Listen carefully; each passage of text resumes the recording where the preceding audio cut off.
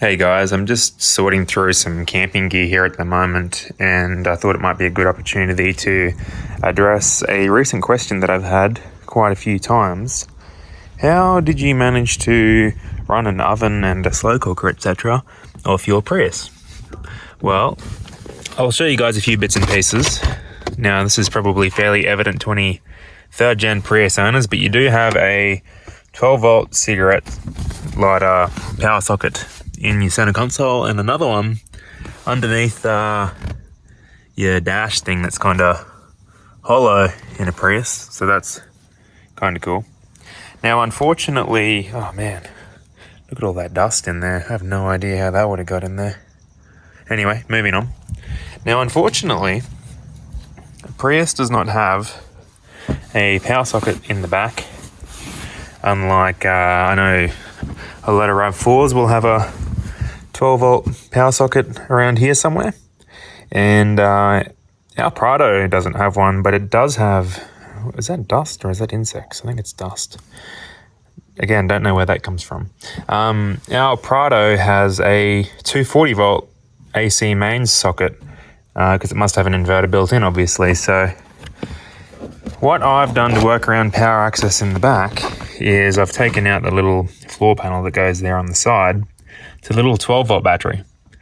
And what I did in the previous video for the 100 subscriber special, one second, is I used one of these bad boys just to give me a bit of ease of access there. And, bear with me here. Anyway, I connected that to the positive and negative terminals on the battery there to give me a cigarette lighter socket. Now, ordinarily, your 12 volt cigarette lighter sockets are rated for about 10 amps. At 12 volts gives you 120 watts. You can go higher than that for brief periods of time for like surges when you start something up, which I'll go into a little bit more shortly. But that's how I was running things in the back there closely. Now, what I had plugged into that was this cheap old inverter that I've got. I think it was called a Canverter. It's pretty rattly, but it's old and it keeps working. It's got a replaceable fuse in it somewhere, I think, from memory. I don't even know how you access that anymore. Now, there's two different kinds of inverters that you can buy. There's a modified sine wave inverter and a pure sine wave inverter. The pure sine wave inverter is the better, more expensive option. It can run more sensitive electronics with things like motors and things of that nature without damaging them, whereas a modified sine wave is better for things that don't really have like moving parts or aren't really that concerned about the variety of power they're getting. So if you ever have the option, just go for the pure sine wave and don't worry about modified. I'm not sure what this one is. See, that one says output power 100 watts.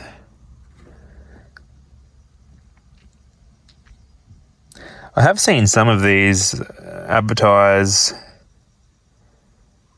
that they do more than 120 watts, which I don't understand that, because most car wiring, even older car wiring, struggles with 120 because of the gauge of the wire. So yeah, just probably don't even try to run 120 through something like that. It will probably overheat. Just probably try and keep it under 100.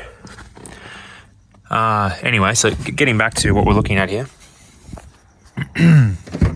What I did in that video was I used that inverter that you're looking at there, the Canverter, to power.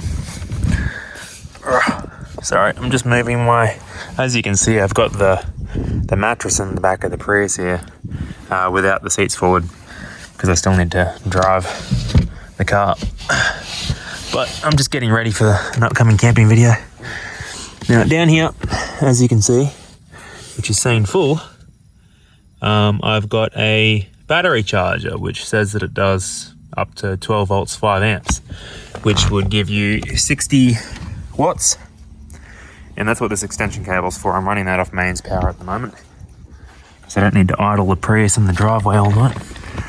Now, the intended purpose of that is to keep the Land Cruiser battery charged. I pulled it out of the Land Cruiser because it's a recent purchase, and the Land Cruiser's not going anywhere anytime soon because the tyres are no good, and I can't afford any more for a while, so I've decided to use this for something else. And being a dual purpose battery, it's not just a starter battery.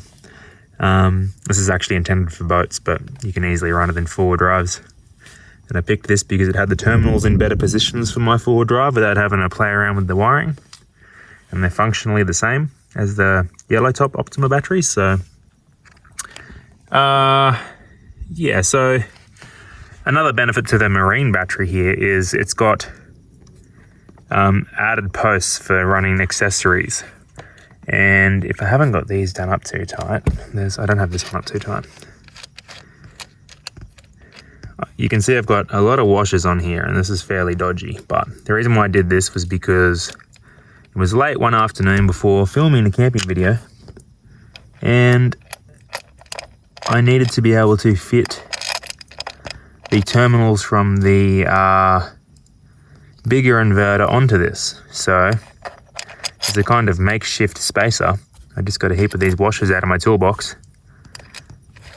and did it that way. So bear with me and I'll just lift this seat up a bit. Oh man, 1 second. So here is where the magic happens. This is a inverter that can do more than 120 watts. And you can see the stats there, it can do continuous 2000. Now you could run microwaves off this, you could run washing machines, you could run just about anything you could off a household power point, because in Australia they're rated for 240 volts, 10 amps is 2400 watts. But these are all theoretical figures, so yeah, so that's what we ran things off for that video. Now here's the terminals on the other end, and I did bend those up a little bit to fit a bit better on there, so they won't actually fit over these bigger posts as they're called, but would fit fine over these. And so I just take one of those nuts off there and take one of the washers off and clamp in between those underneath that smaller one and tighten that back down. And the reason why I just accidentally stopped recording. So the reason why I did this is because the Prius, it would work fine in the Land Cruiser or the Prado or something, but the Prius, the way that the electrical system works is that this battery in the back here, unlike most traditional internal combustion engine cars, is not used for starting the car. It pretty much runs your internal lights, your stereo, your little 12-volt accessories when the Prius isn't in ready mode. I won't say running because that's kind of an ambiguous term on a Prius. So that's why this is such a small battery. Like, it's probably the same size as a Yaris or maybe a Corolla. I should probably clean up those terminals. But it's charged off. There's not really a alternator in a Prius. It's charged off the motor generator, as it's called, which is the electric motor. And it runs on a high voltage, I suppose you'd say, DC. So it can be anywhere between, from memory, about 190 volts DC up to maybe 250 volts DC, just depending on state of charge. So there was a company that still exists. Years back they sold, their name is AIMS, is the acronym for their company. I'm not sure their name, they're from America.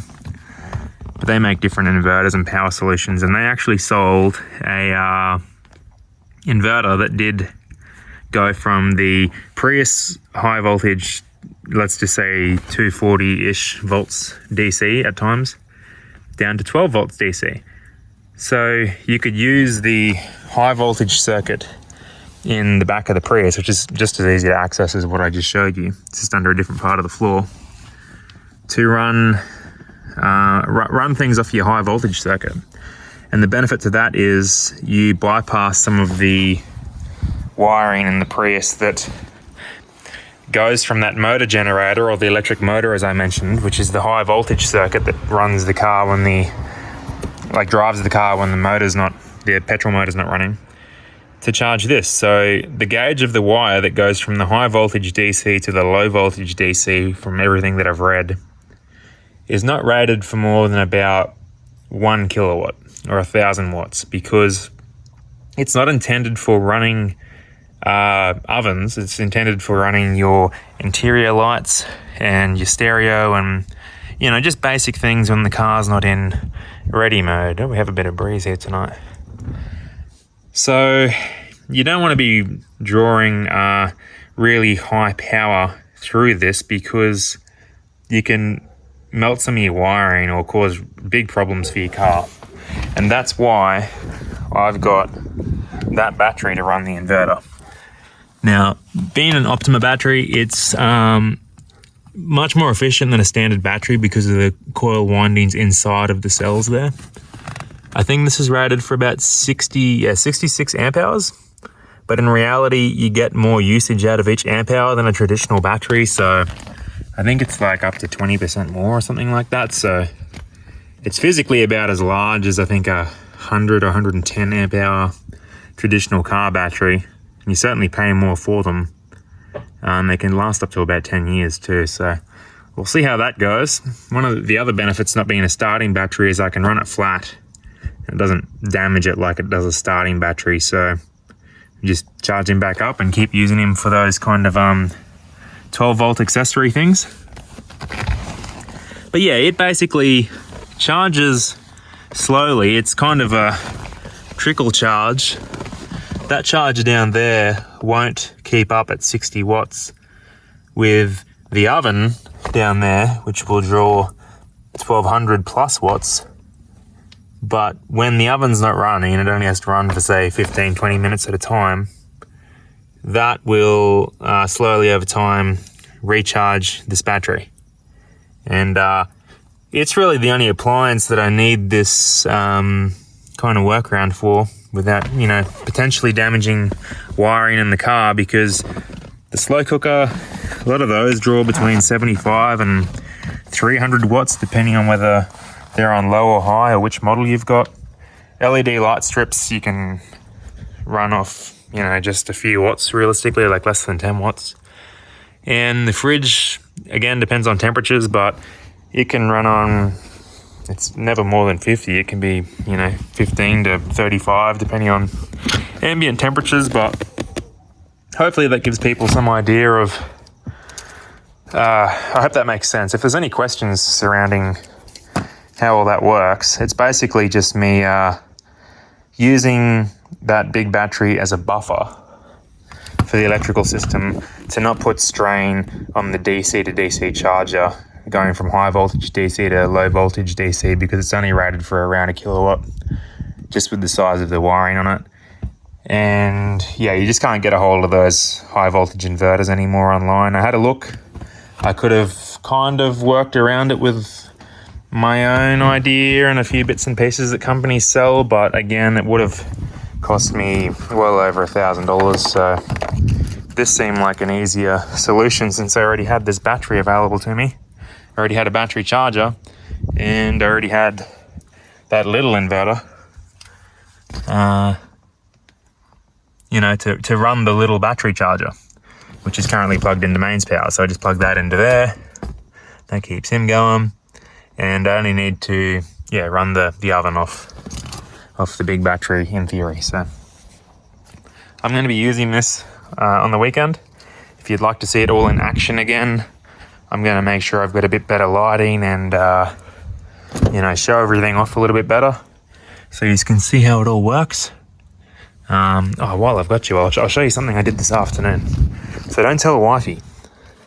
This is fairly kind of dodgy, but oh, it's heavy to lift up that chair with the mattress on it.